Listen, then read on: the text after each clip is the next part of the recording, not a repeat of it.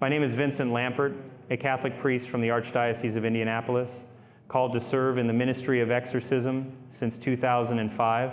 Tonight I share with you a true story, one I heard from a fellow priest, a tale of spiritual warfare that unfolded in the heart of New York City. To protect the identities of those involved and to make this story easier for you to follow, I've given the people in it new names. The real names don't matter. What matters is the truth of what happened and the lessons it holds about faith, temptation, and the unseen forces that lurk in the shadows. This story takes us back to the year 2003, to the gritty, vibrant streets of the Lower East Side, where the glow of streetlights cast long shadows, and where one young woman's gift for art became a battleground for her soul. So, let's step into this tale under the flickering light of a New York night and uncover what happened in a narrow alley that changed lives forever. The Lower East Side in 2003 was a place pulsing with life, a neighborhood where the hum of the city never stopped. Graffiti-covered walls lined the streets, each one a canvas for artists who poured their hearts into murals that spoke of struggle, hope, and rebellion. It was a place where creativity thrived, but also where darkness could hide in plain sight, tucked into the corners of alleyways and abandoned buildings. In this world lived a young woman we'll call Maria, a 29-year-old street artist who called a small apartment home just a stone's throw from one of the neighborhood's most famous alleys, known for its ever-changing gallery of street art. Maria had grown up in the Bronx, raised in a Catholic family, though her faith had taken a back seat to her passion for painting. Her murals were bold, bursting with color, each one a story that left a mark on the community. She wasn't one for Sunday Mass, but she believed in something greater, even if she didn't always name it.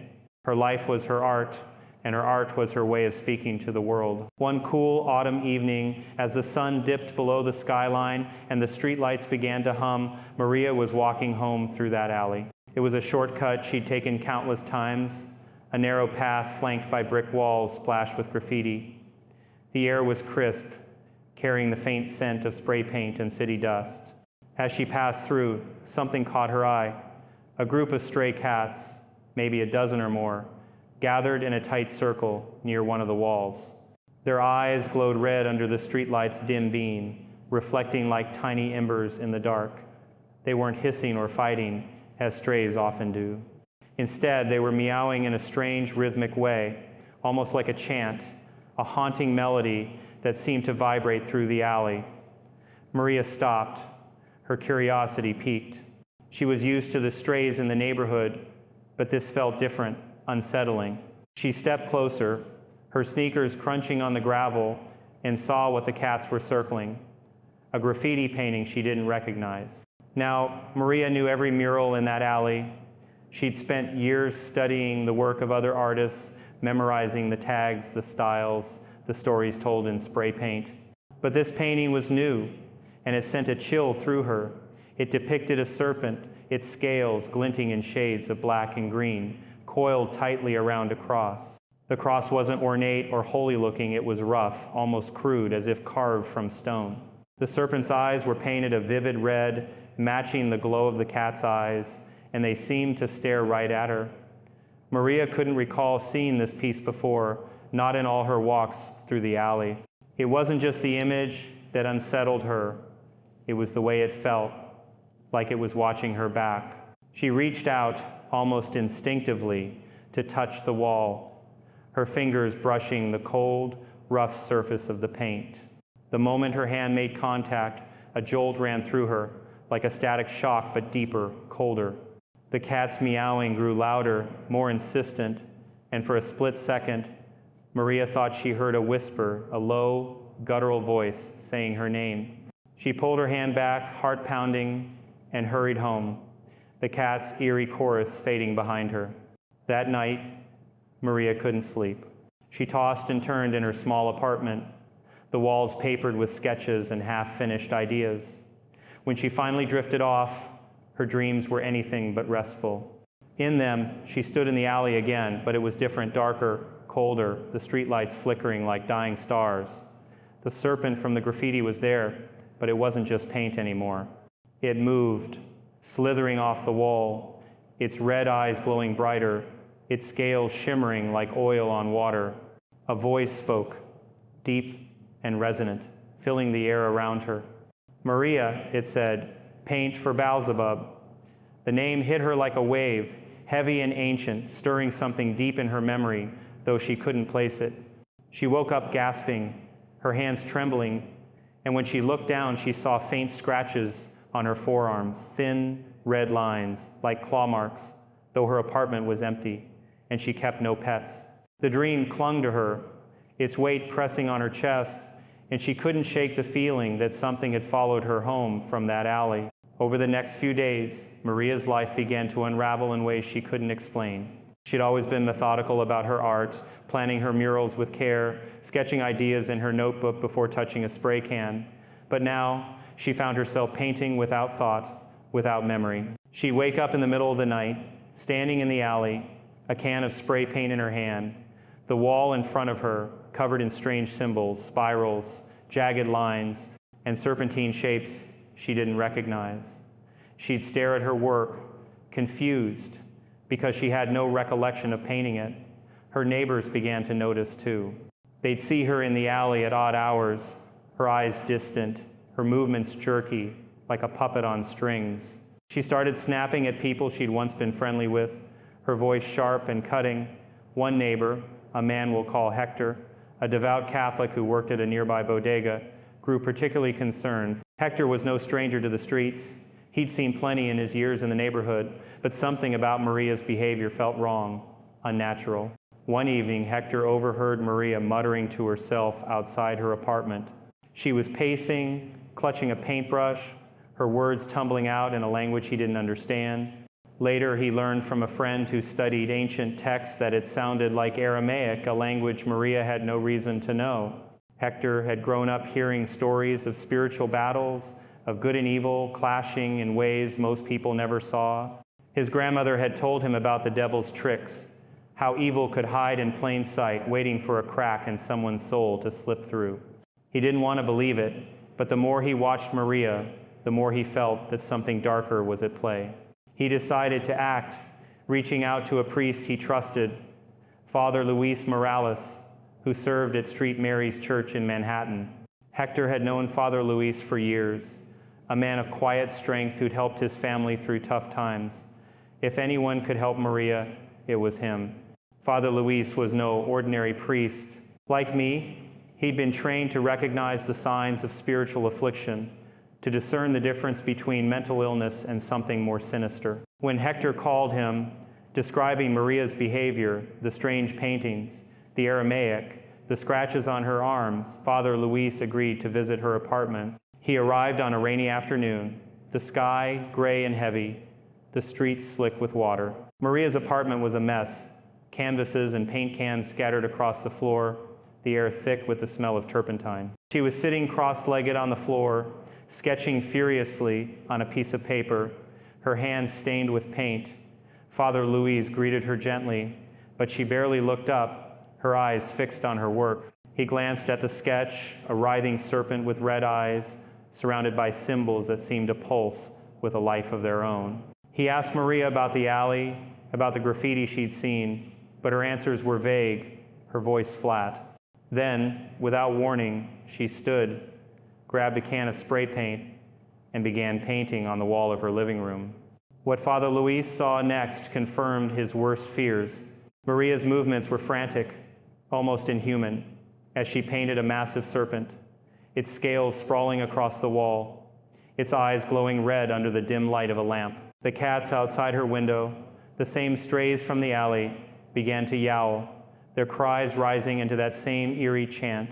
Father Luis pulled out a small vial of holy water, a tool I've used many times in my own ministry, and sprinkled it toward Maria, reciting a prayer of protection.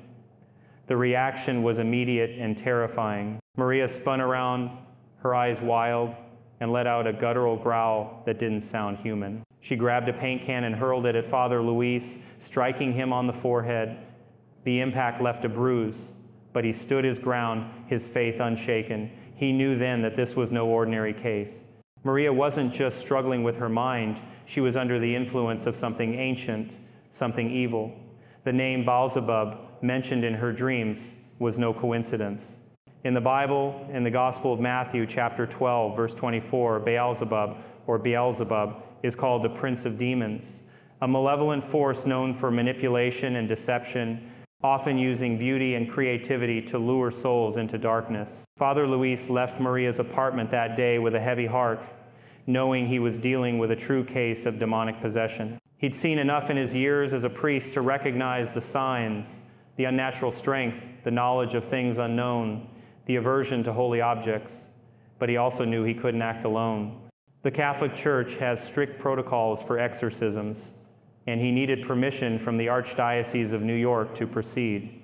As he walked back through the Lower East Side, the streetlights flickering above him, he felt the weight of the battle ahead. Maria was a gifted artist, but her talent had become a weapon in the hands of something far darker than she could have imagined. The alley, with its glowing-eyed cats and mysterious graffiti, was no longer just a place, it was a doorway, and something on the other side was trying to break through.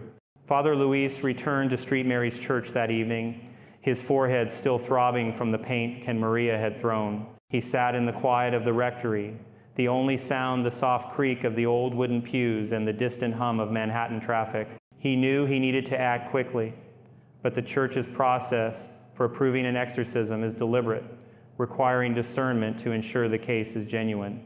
Possession is rare, and as I've learned in my own ministry, it's often confused with mental illness or addiction. But Maria's symptoms, the Aramaic speech, the unnatural strength, the claw-like scratches on her arms pointed to something darker. Father Luis drafted a letter to the Archdiocese of New York, detailing what he'd seen and requesting permission to perform the rite of exorcism. He included a photograph of Maria's living room wall, where the serpent's red eyes seemed to glow, even in the grainy image. As he sealed the envelope, he prayed for guidance, knowing the road ahead would be perilous. While waiting for the Archdiocese's response, Father Luis enlisted the help of Hector, the bodega worker who had first alerted him to Maria's condition. Hector was no scholar, but he was a man of deep faith, raised on stories of saints and miracles.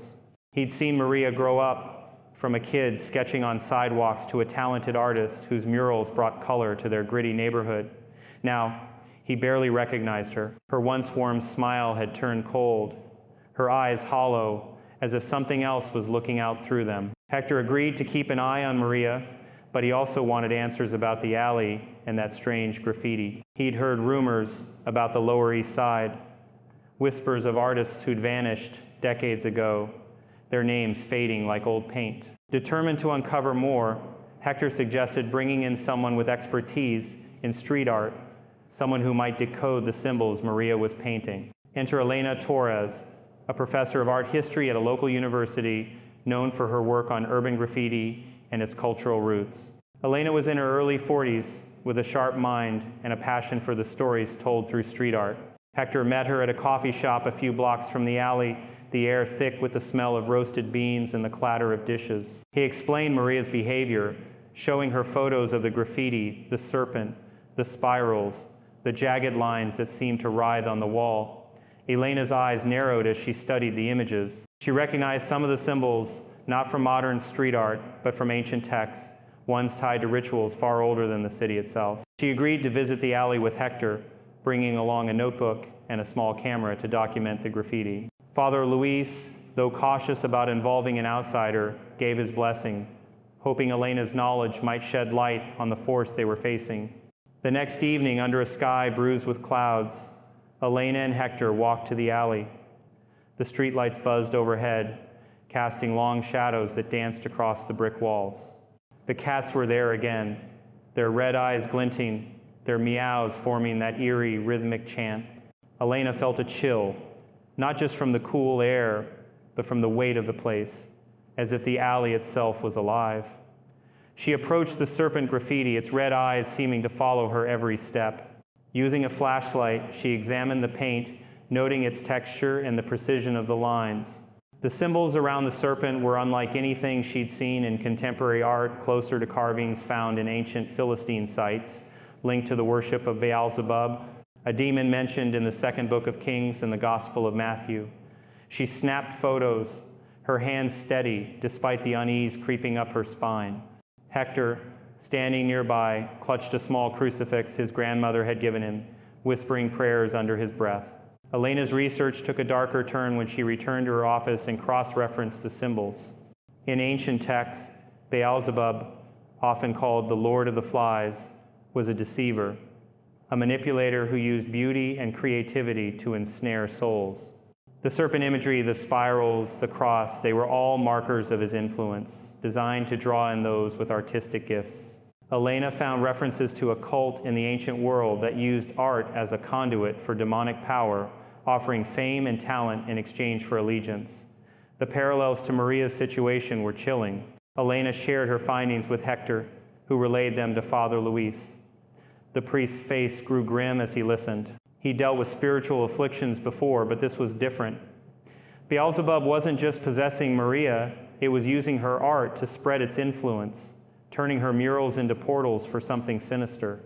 Meanwhile, Maria's condition worsened.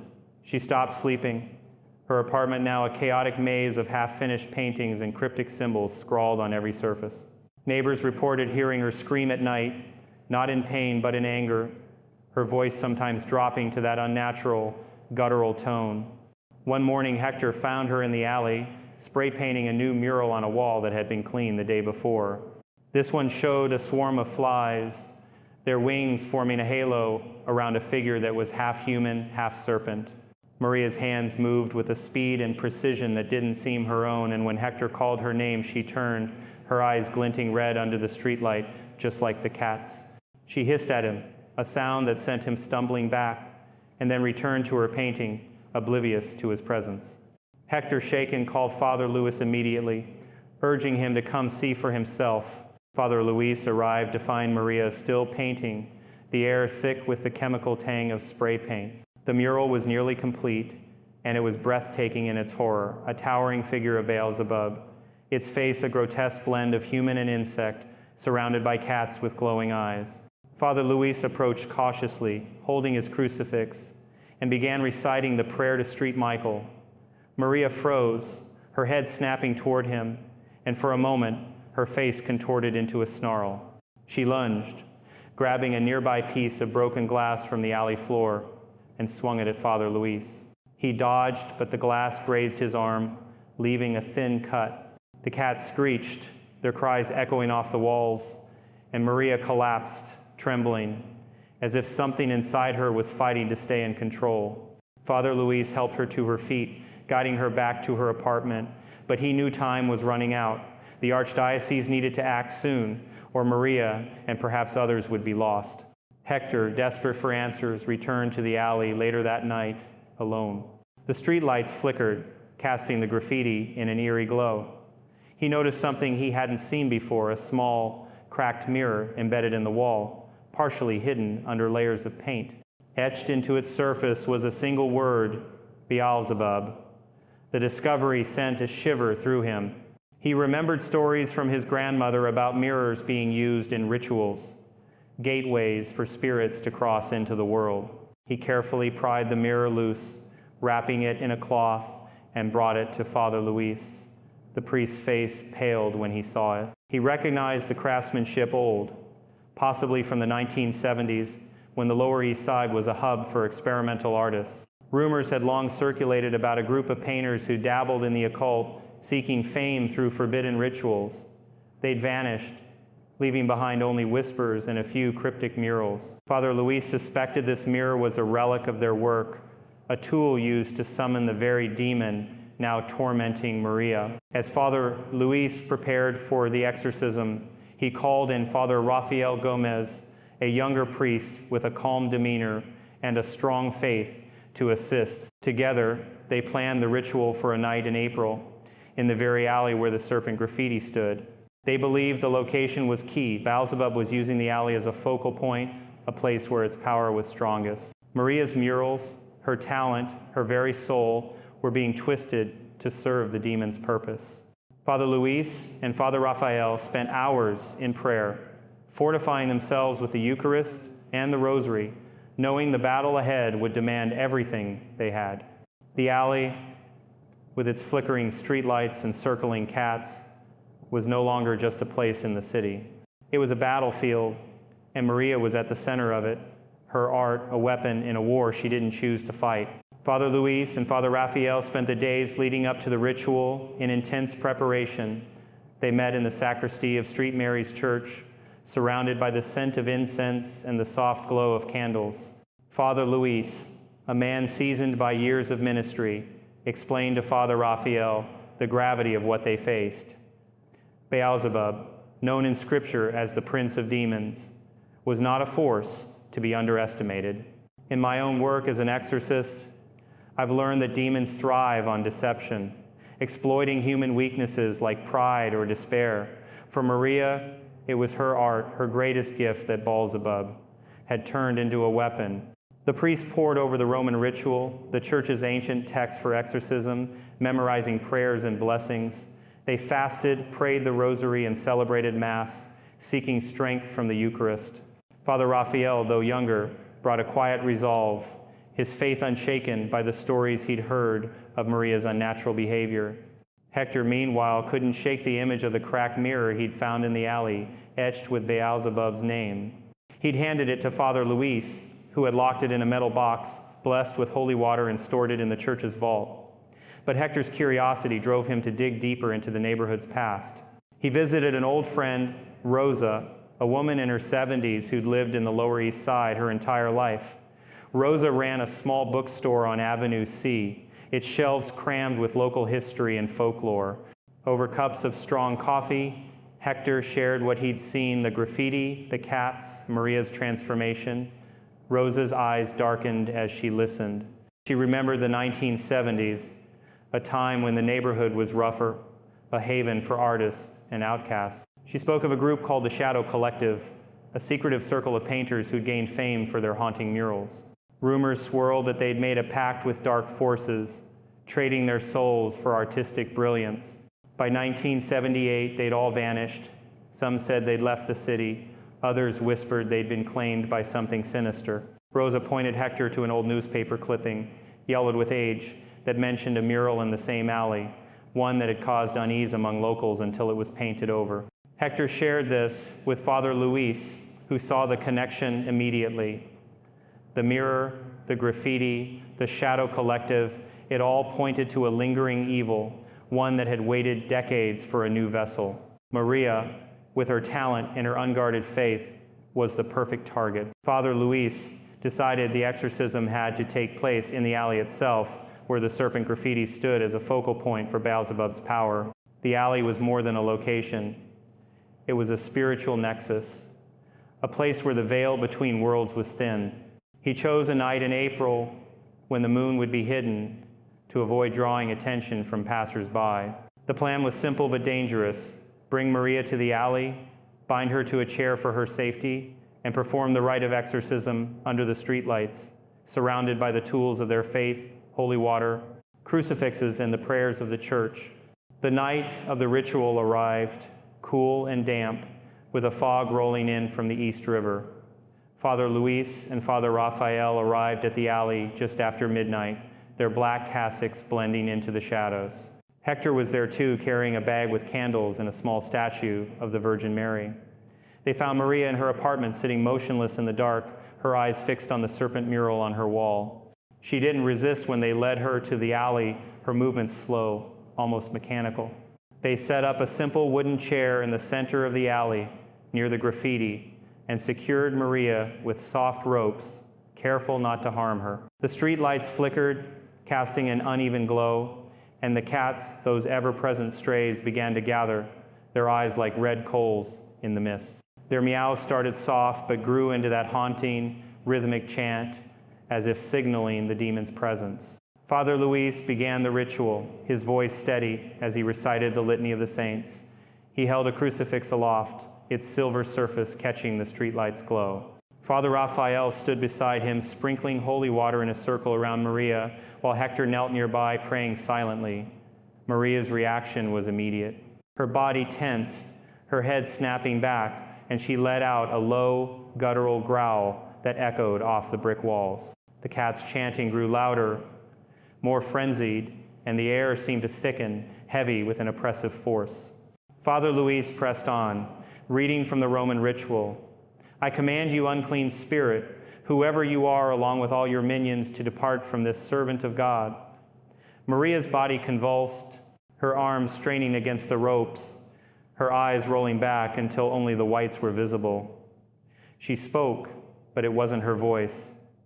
It was deep, mocking, laced with malice. You cannot banish me, it said. This city is mine, her art is mine. The priest didn't falter. Father Raphael lit candles, placing them around the chair, their flames flickering in the damp air. He recited Psalm 23, his voice calm but firm. The Lord is my shepherd, I shall not want. Maria's convulsions grew violent, her chair rocking as if pushed by an unseen force. The cat surged forward, hissing and clawing at Father Raphael's legs.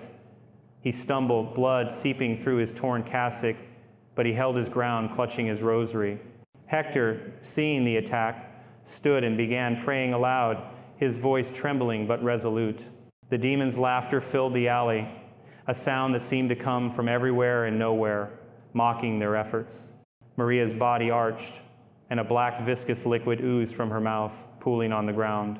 Father Luis recognized it as a sign of demonic presence, something I've seen in my own cases, a physical manifestation of the evil within. The ritual stretched into the early hours, the priests alternating prayers and commands.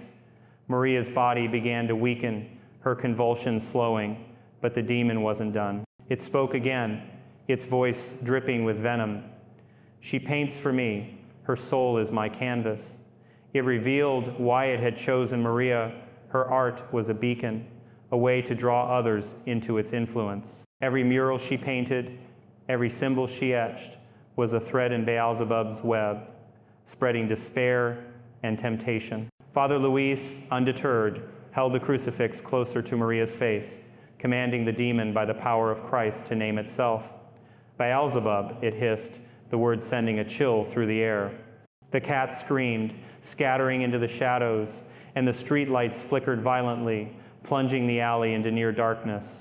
Hector, despite his fear, felt a surge of courage. He grabbed a can of spray paint from Maria's bag, one she'd left in the alley, and began praying the Our Father as he approached the serpent graffiti. With shaking hands, he sprayed a rough cross over the serpent's head, its red eyes now obscured by white paint. The demon roared through Maria, her body thrashing so violently the chair tipped over. Father Raphael rushed to hold it steady, his injured leg buckling under the strain. The cross seemed to weaken the demon's hold, but it wasn't enough to drive it out. Maria's voice returned briefly, weak and pleading, "Help me." It was the first sign she was still fighting, still clinging to her soul. Father Luis knew the ritual wasn't over. They needed to push harder to confront Beelzebub in its stronghold. As dawn approached, the alley grew colder, the fog thicker. The priest decided to pause, knowing Maria's body couldn't endure much more that night. They untied her, guiding her back to her apartment, where she collapsed into a fitful sleep. Hector stayed by her side, praying, while Father Luis and Father Raphael returned to the church to regroup. The battle was far from over, and the alley remained a place of power for the demon. Father Luis felt the weight of his calling, as I often have, knowing that the fight against evil demands not just faith, but endurance. The next step would take them to a new battleground, one where Beelzebub's influence was even stronger, and where the cost of victory would be higher than any of them could have imagined. The morning after the first ritual, Father Luis and Father Raphael met in the rectory of St. Mary's Church, their faces etched with exhaustion but resolute. The air was heavy with the scent of wax from extinguished candles, and the faint hum of the city outside seemed distant, as if the world itself was holding its breath. Father Luis spread out a map of the Lower East Side on the table, his finger tracing the streets around the alley. He'd learned from Hector's discovery of the mirror and Rosa's stories about the Shadow Collective that the demon's presence wasn't confined to the alley. The graffiti, the mirror, Maria's murals, they were all part of a larger design, a network of dark influence woven into the very fabric of the neighborhood. Father Luis suspected that Beelzebub had chosen this place for a reason, its history of lost artists and forgotten rituals, making it a fertile ground for evil. Hector arrived at the church, his shoulder still aching from the unseen force that had thrown him during the ritual. He brought news that chilled the priests. Maria had disappeared from her apartment. Sometime before dawn, she'd slipped out, leaving behind a trail of paint cans and a half-finished sketch of a fly-covered figure on her bedroom wall. Hector had searched the nearby streets, but Maria was nowhere to be found. The priests exchanged a glance, knowing the demon was escalating its control. Father Luis recalled a detail from the ritual, Maria's plea for help, a fleeting sign that her soul was still fighting. He believed she was being drawn to a place of greater significance to Beelzebub, a location where the demon's power was strongest. Rosa's stories mentioned an abandoned building near the alley, a crumbling tenement from the 1970s where the Shadow Collective had once gathered. It was a place locals avoided, its windows boarded up, its walls scarred with faded graffiti. Father Luis decided they needed to find Maria there before the demon could use her to complete its plan. The priest and Hector set out that afternoon, the spring sun casting long shadows across the pavement. The abandoned building loomed at the end of a narrow street, its brick facade cracked and stained, its windows like empty eyes staring down at them. The air around it felt wrong, stagnant, heavy, as if the building itself was holding on to something unnatural. As they approached, they heard the familiar chant of the stray cats, their red eyes glinting from the shadows of a nearby dumpster. Hector clutched his crucifix, his heart pounding, while Father Raphael carried a bag with the tools of their ministry, holy water, a stole, and a worn copy of the Roman ritual. Father Luis led the way, his steps steady despite the weight of what lay ahead. He'd faced dark forces before, as I have in my own ministry, and he knew the importance of anchoring oneself in faith, especially when stepping into a place where evil held sway. Inside, the building was a maze of decay-peeling wallpaper, broken floorboards, and the faint smell of mildew mixed with something sharper, like burnt metal. The priests moved cautiously, their flashlights cutting through the gloom. Graffiti covered the walls, but it wasn't the vibrant art of the alley. These were older, darker images, spirals, serpents, and crude figures that seemed to shift in the flickering light. Hector whispered a prayer, his voice barely audible over the creak of the building. They climbed a rickety staircase to the top floor, guided by a faint sound, a rhythmic tapping, like a paintbrush against a wall. At the end of a long hallway, they found Maria, standing on a makeshift scaffold, painting a massive mural on the wall of what had once been a loft. The mural was a grotesque vision of Beelzebub, a towering figure with insect-like wings, its face half human, half fly, surrounded by a swarm of cats with glowing eyes.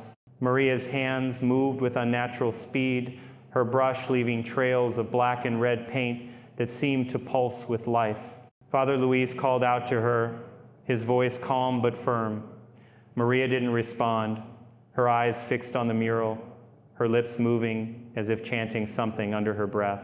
The priest stepped closer, and the air grew colder, the tapping of Maria's brush growing louder, almost deafening. Father Raphael began sprinkling holy water, reciting the prayer of street. Benedict, but Maria's head snapped toward him, her eyes glinting red. She spoke in that deep, mocking voice, "You cannot stop me. This city will kneel." The words sent a shiver through Hector, who recognized the demon's arrogance, its desire to dominate not just Maria, but everyone her art could reach. Father Luis raised his crucifix, commanding Beelzebub to reveal its intent. The demon laughed, a sound that rattled the loose windows, and said, "Her art is my voice. Through her, I paint the world." The priest realized the mural was more than a painting, it was a ritual, a summoning. Each stroke of Maria's brush was strengthening Beelzebub's hold, not just on her, but on the city itself. Father Luis knew they couldn't wait for another formal ritual. They had to act now. He and Father Raphael began the rite of exorcism on the spot, their voices rising over the demon's taunts. Maria's body convulsed, her brush falling to the floor as she clutched her head, screaming in a mix of her own voice and the demon's. The cats outside howled, their cries blending with the wind that now whipped through the broken windows. Hector, despite his fear, grabbed a can of spray paint from the floor and began spraying across over the mural, his hands shaking but guided by faith. The demon roared, the building trembling as if struck by an earthquake, and Maria collapsed, her body limp on the scaffold. Father Luis caught her, easing her to the floor, while Father Raphael continued the prayers, his voice unwavering despite the chaos. The mural seemed to writhe, the paint dripping like blood, and the air grew thick with the smell of sulfur. The demon was fighting back, its presence palpable, pressing against the priest like a physical weight. Hector, still clutching his crucifix, joined the prayers, his voice growing stronger as he recited the Hail Mary. Maria's body twitched, her eyes fluttering open, and for a moment, she looked at Father Luis with recognition, tears streaming down her face. "I don't want this," she whispered, her voice her own again. It was a sign that the demon's hold was weakening, but Beelzebub wasn't finished. It spoke through her once more, its voice a venomous hiss. "You can save her body, but her soul is mine." The priests pressed on their prayers, a steady rhythm against the demon's rage. Father Luis held the crucifix to Maria's forehead, commanding Beelzebub to depart in the name of Christ. The building shook again, dust falling from the ceiling, and the cat's howls reached a fever pitch. Hector, inspired by a sudden clarity, climbed onto the scaffold and sprayed more paint, covering the mural's insect-like face with a second cross. The demon's screams filled the air, a sound that seemed to tear at the very walls, and Maria's body went still. The priests continued, their voices hoarse but unrelenting, until the shaking stopped and the air cleared. Maria lay unconscious, her breathing shallow but steady. The mural, now marred by crosses, seemed lifeless, its colors dulled. They carried Maria out of the building, the dawn light breaking through the fog outside. The cats had vanished, their eerie chant silenced. Hector, his shoulder throbbing, felt a mix of relief and dread. They'd won a battle, but the war wasn't over. Father Luis knew Beelzebub was still present, weakened but not defeated. He decided to take Maria to Street, Mary's church, where she could be watched and protected while they planned the next step. The abandoned building, with its tainted mural, stood as a reminder of the demon's reach, a place where art had become a weapon. As they left, Father Raphael noticed a faint glow under the scaffold, a piece of glass reflecting the morning light. It was another fragment of a mirror, etched with Beelzebub's name, a relic of the Shadow Collective's rituals. He wrapped it in his stole and tucked it away, knowing it would need to be destroyed. The fight for Maria's soul had taken a toll. Father Raphael's leg was badly scratched from the cats, and Hector's shoulder required medical attention. Maria, though alive, was fragile, her spirit battered by the demon's assault. Father Luis felt the weight of his responsibility, as I have in my own encounters with evil. The Lower East Side, with its vibrant streets and hidden darkness, was a battleground unlike any other, and the priests knew they'd need to return to the alley for the final confrontation. Beelzebub's plan was far from complete, and Maria's art was still a key to its power. The next battle would demand everything they had, and the cost would be higher than they could yet imagine. Maria was taken to Street Mary's church, where she rested under the watchful eyes of Father Luis and a small group of trusted parishioners. Her condition was fragile, her body weak from the ordeal, her eyes haunted by the memory of what she'd endured. She spoke little, her voice a whisper when she did, as if afraid the demon might hear. Father Luis sat with her in the church's small chapel, a quiet space lit by votive candles, their flames casting soft shadows on the walls. He read from the Gospel of John, his voice steady, hoping to anchor Maria's spirit. She clutched a rosary, her fingers trembling, and occasionally murmured, "I didn't want this." Father Luis knew that her brief moments of clarity were a sign that her soul was still fighting, but he also knew Beelzebub was far from defeated. The mirror fragment found in the abandoned building, etched with the demon's name, was a stark reminder that the enemy was cunning, patient, and deeply rooted in the Lower East Side.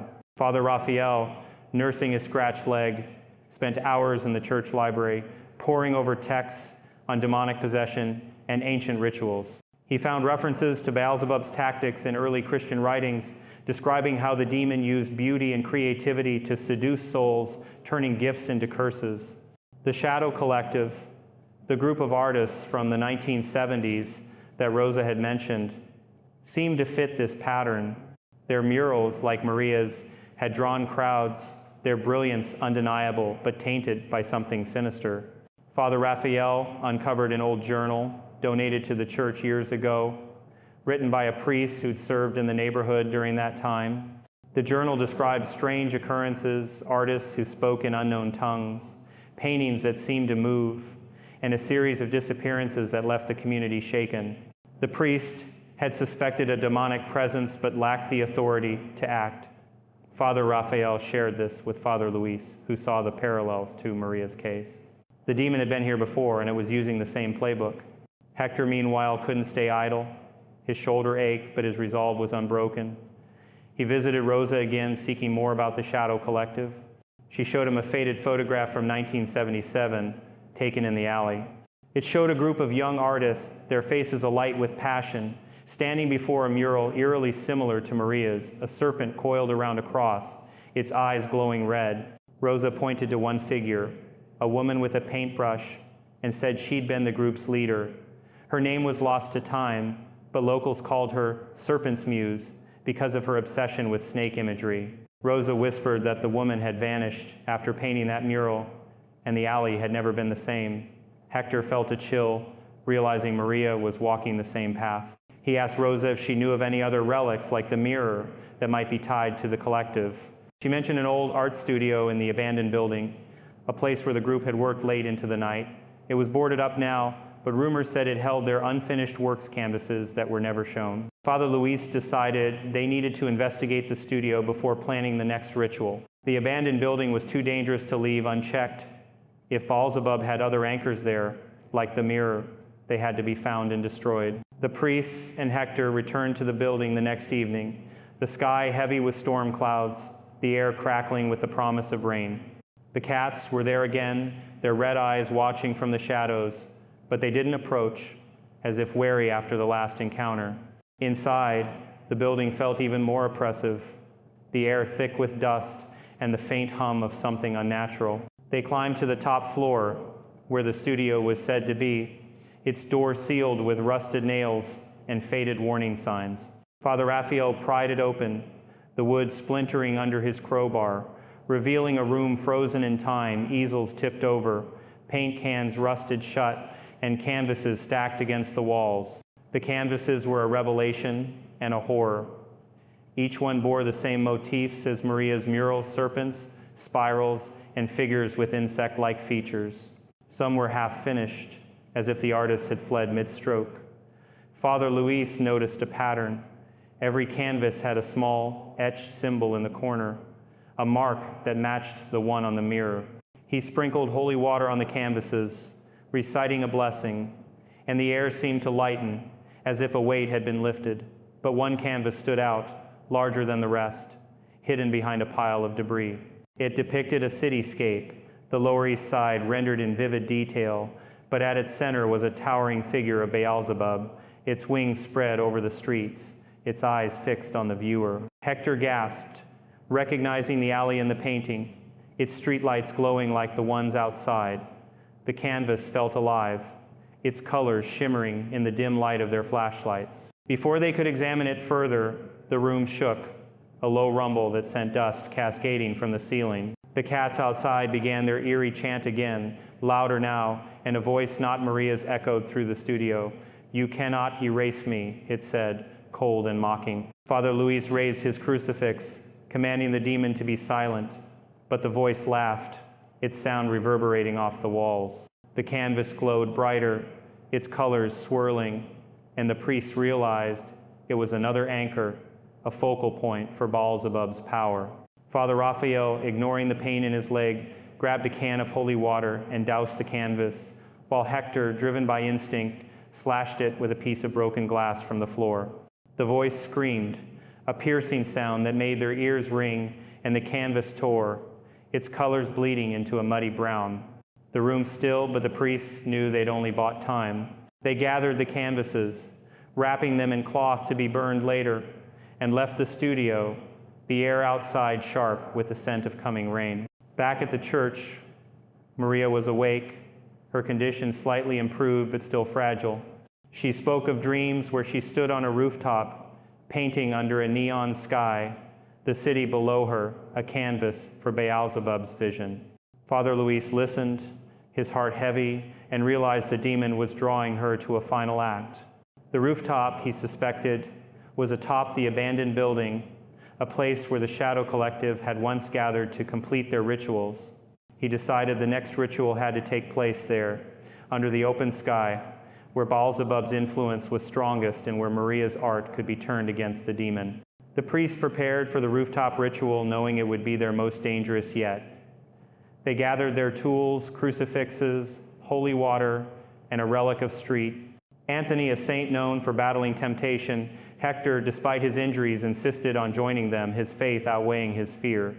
They visited Maria, explaining what was to come, and she nodded, tears in her eyes, as if resigned to the fight. The night was set for the following evening, under a sky that promised storms. Father Luis felt the weight of his calling, as I have in my own battles, knowing that confronting Beelzebub on its chosen ground would demand every ounce of their strength. The rooftop, with its view of the city and its history of dark rituals, was a place where the demon planned to make its stand, using Maria's art to claim the Lower East Side as its own. As they left the church, a storm broke over the city, lightning illuminating the streets. The cat's chant followed them, a reminder that Beelzebub was watching, waiting. The battle ahead would test not just their faith, but their willingness to sacrifice, for the demon's power was rooted deep, and its hunger for Maria's soul and the souls of others was unrelenting. The rooftop loomed in their minds, a place where art and evil would collide, and where the outcome would shape the future of the neighborhood and those who called it home. The evening of the ritual arrived, heavy with the scent of rain and the distant rumble of thunder. Father Luis and Father Raphael gathered their strength in the quiet of Street Mary's Church, kneeling before the altar in a silent prayer for courage, the relic of Street. Anthony, a small bone fragment encased in silver, rested on the altar, its presence a reminder of the saint's triumph over temptation.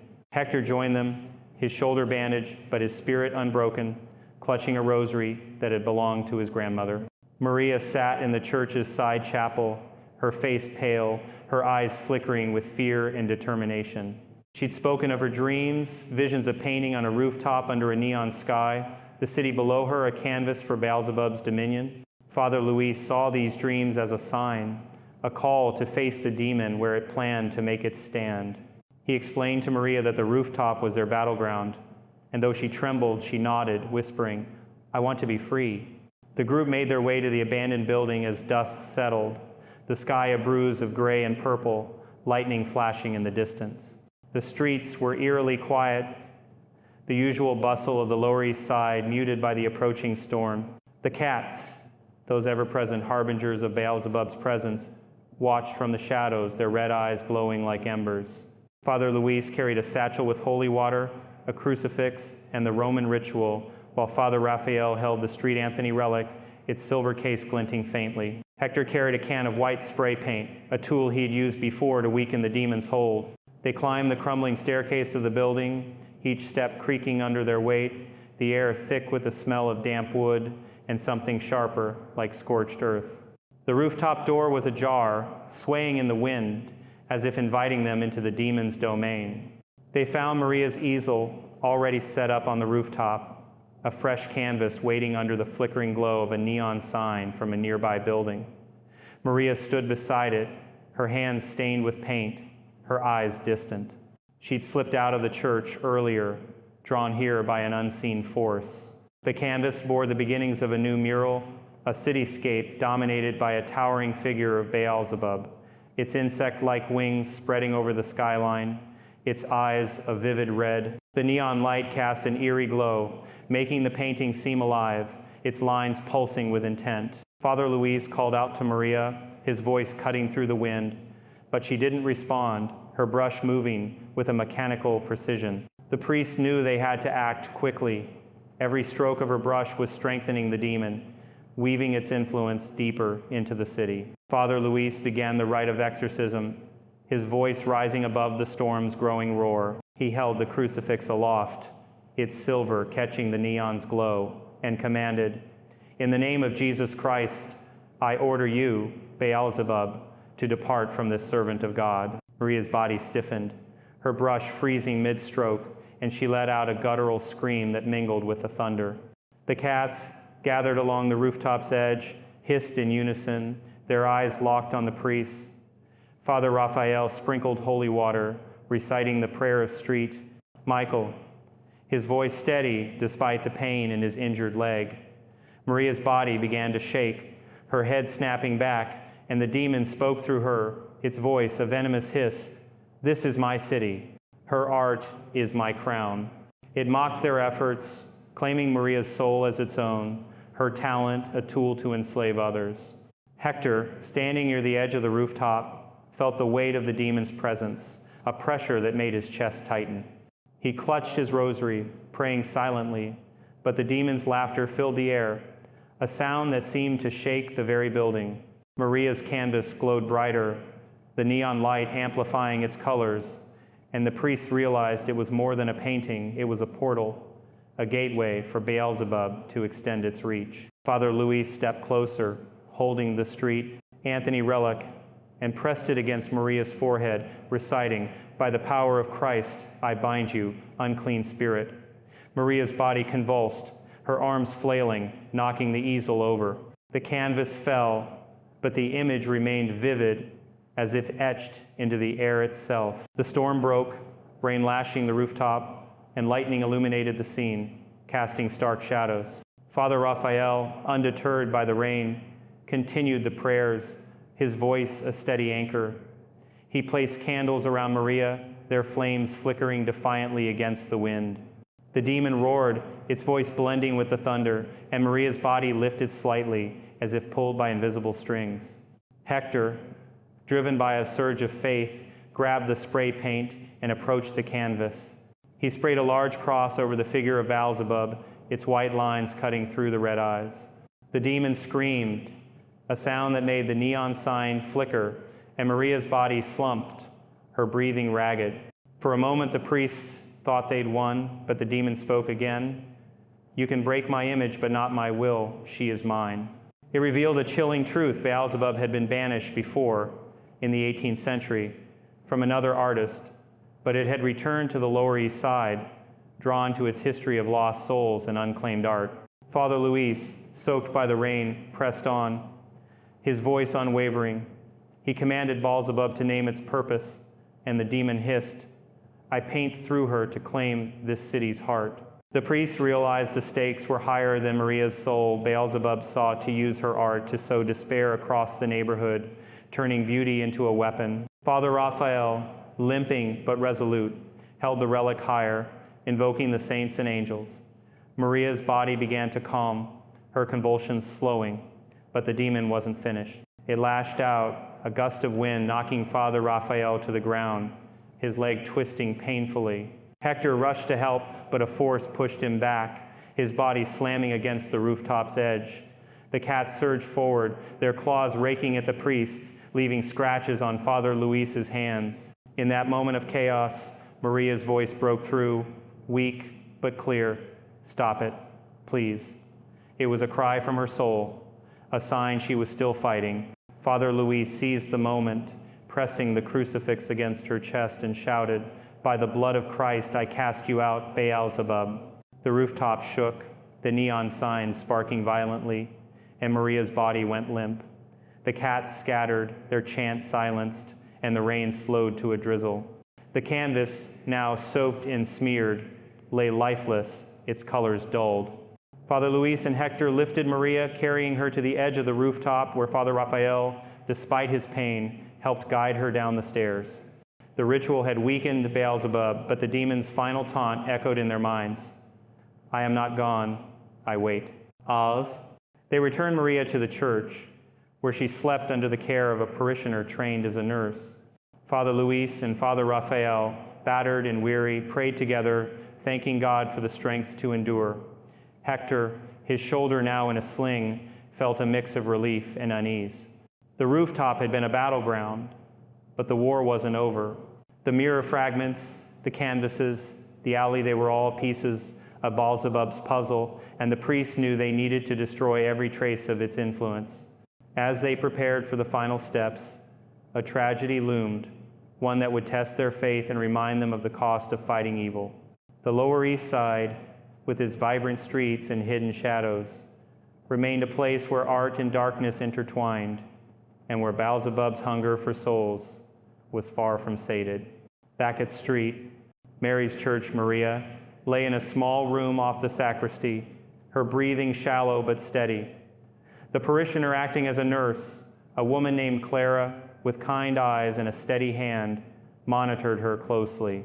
Maria's face was pale, her hands still stained with paint, as if the act of creation had become a permanent mark on her body. She stirred occasionally, murmuring fragments of prayers she'd learned as a child, a sign that her faith, though long neglected, was still alive within her. Father Luis sat by her side, his cassock damp from the rain, his hands bandaged from the cat's scratches. He read from the Psalms, his voice a soft anchor in the quiet room, hoping to shield Maria from the demon's lingering influence. Father Raphael, his leg now in a brace from the rooftop fall, rested nearby, clutching the relic of St. Anthony, its silver case a reminder of the saint's protection.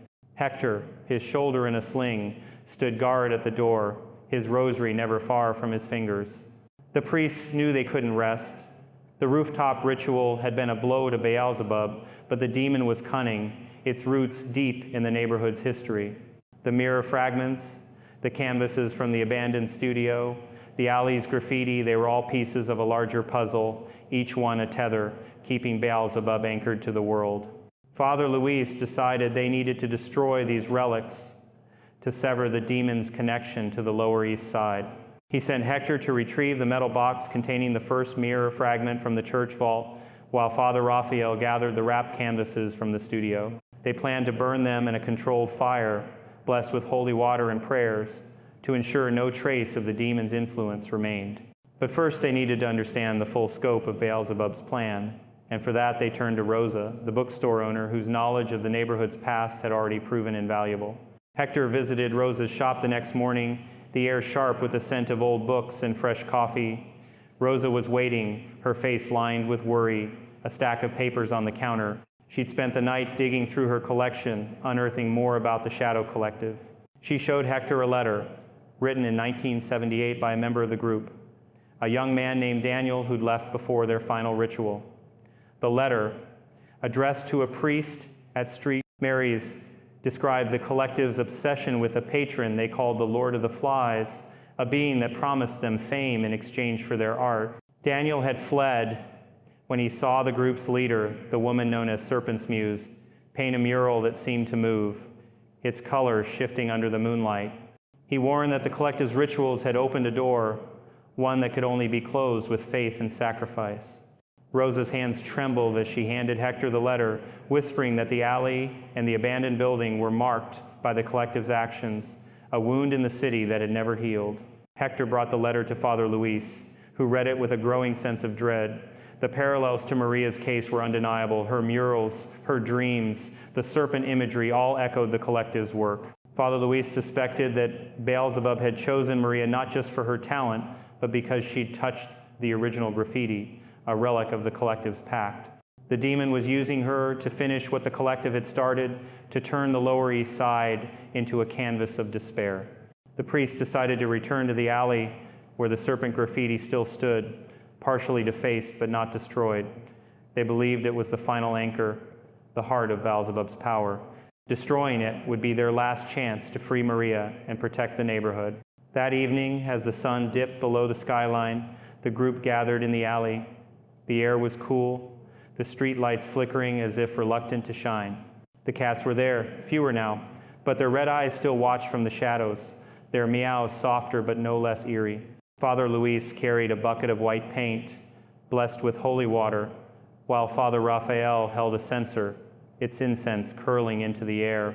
Hector, despite his pain, carried a ladder, determined to help erase the graffiti. Maria, still weak, insisted on coming, her eyes filled with a mix of fear and resolve.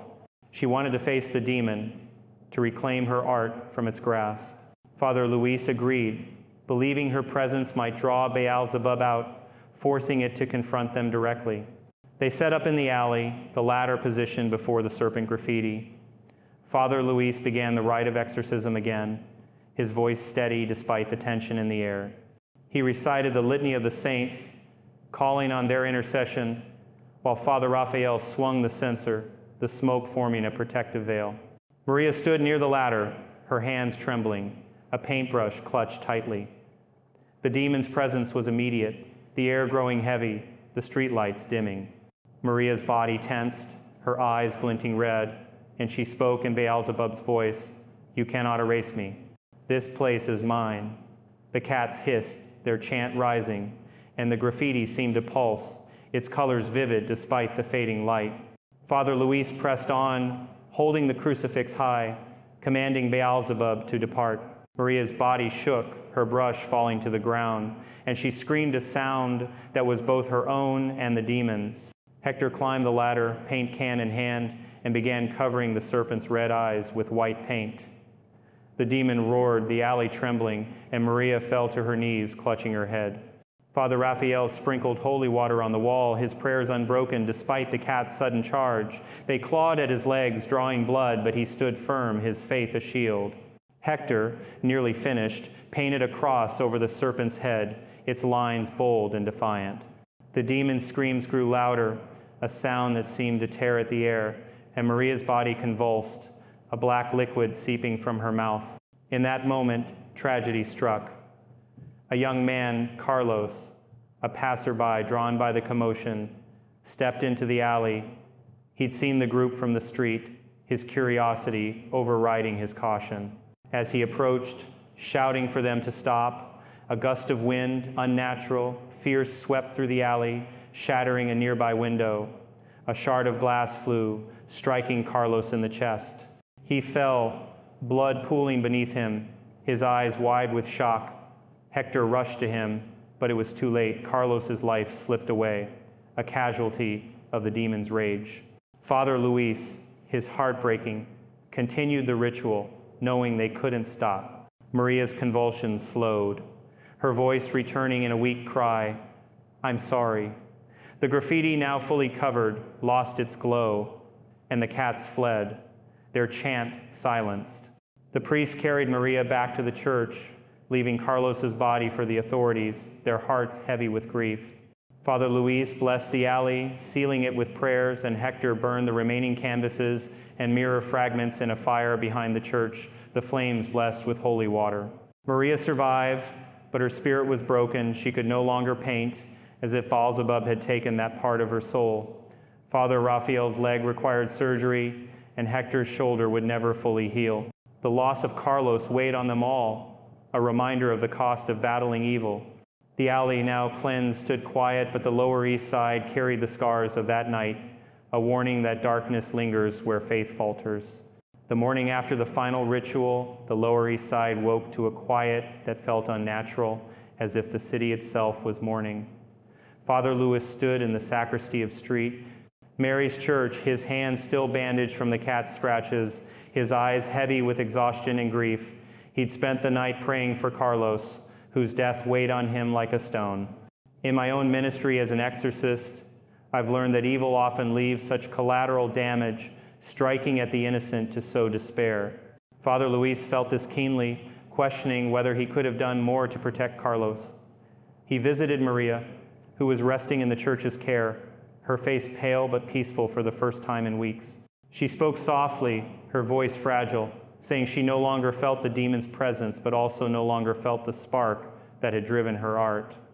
Painting, once her life's joy, now filled her with dread, as if each brushstroke might summon Beelzebub again. Father Luis listened, offering words of comfort, reminding her that her soul was her own, reclaimed through faith and sacrifice. Father Raphael, his leg now in a cast, spent the day in the church library, documenting the case for the archdiocese. His report was meticulous, detailing Maria's symptoms, the rituals, and the tragic loss of Carlos. He included sketches of the graffiti and descriptions of the Shadow Collective's relics, noting their connection to ancient rituals tied to Beelzebub, the demon, known in Scripture as the Lord of the Flies, had a history of exploiting human creativity, turning beauty into a trap. Father Raphael found solace in writing, his faith strengthened by the ordeal but tempered by the cost. He prayed for Maria, hoping she'd find a new path, one free from the demon's shadow. He also prayed for Carlos's soul, entrusting him to God's mercy, and for the neighborhood, that it might heal from the darkness that had taken root. Hector, his shoulders still in a sling, returned to his bodega, but his heart was elsewhere. He'd seen too much to go back to his old routine unchanged. The alley, now free of the Serpent graffiti, felt different, lighter, but still haunted by whispers of its past. Hector visited Rosa, the bookstore owner, to thank her for her help. She greeted him with a weary smile, her eyes reflecting the weight of the neighborhood's secrets. She'd heard about Carlos's death, a tragedy that had spread through the community like wildfire. Locals gathered at the alley, leaving flowers and candles where he'd fallen, a makeshift memorial to a life cut short. Rosa told Hector of other stories, whispered tales of strange occurrences in the Lower East Side, lights flickering without cause, voices heard in empty buildings, and stray cats gathering under streetlights. She believed the demon's influence, though weakened, wasn't gone entirely. Beelzebub, with its ancient cunning, was patient, waiting for another crack in the world to slip through. Father Luis took it upon himself to ensure no trace of the demon remained. He organized a blessing of the alley, gathering a small group of parishioners to pray and sprinkle holy water over the now blank wall. The cats, once a constant presence, were gone, their eerie chant silenced. But Father Luis knew better than to trust appearances. In my own work, I've seen how demons retreat only to regroup, seeking new ways to exploit human weakness. He placed the remaining mirror fragment, the one Hector had found in the alley, in a sealed box blessed with prayers, and stored it in the church's vault alongside other relics of spiritual battles.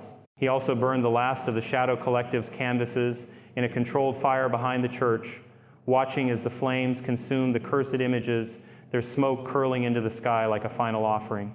Maria's recovery was slow. She moved out of her apartment, unable to stay in a place so tied to her ordeal.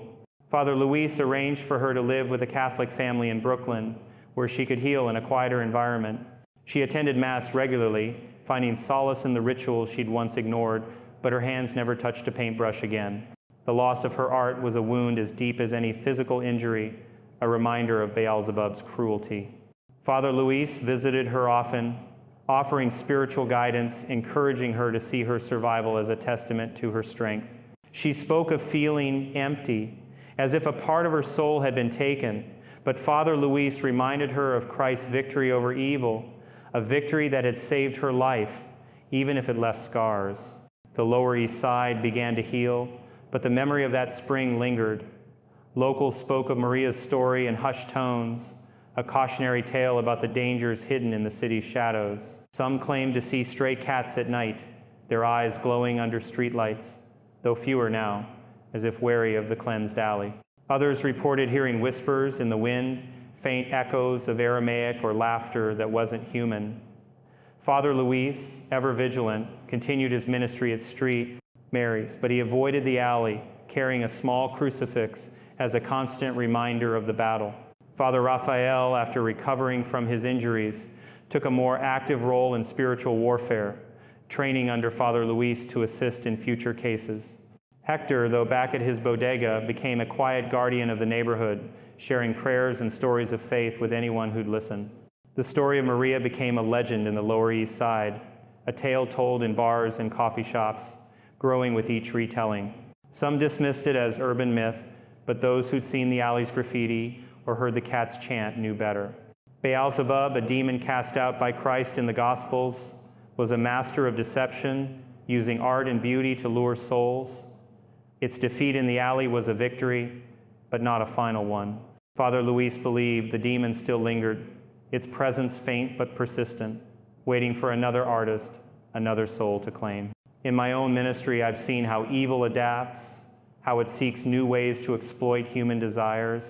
The Lower East Side, with its vibrant streets and hidden corners, remained a place where faith and darkness collided, a reminder that the battle against evil is never truly over. As I share this story, I'm reminded of the lessons it holds for us all. Evil doesn't always appear as a monster. Sometimes it hides in the things we love, like art or ambition, twisting them to its purpose. Maria's story is a testament to the power of faith, the strength of those who stand against darkness, and the sacrifices they make. Carlos's death, Maria's loss, the injuries borne by Father Raphael and Hector, they're a stark reminder that spiritual warfare has a cost. Yet, through their courage, a soul was saved and a neighborhood was spared. Let this story be a call to vigilance, to hold fast to faith, and to remember that even in the brightest cities, shadows wait for those who stray too far from the light.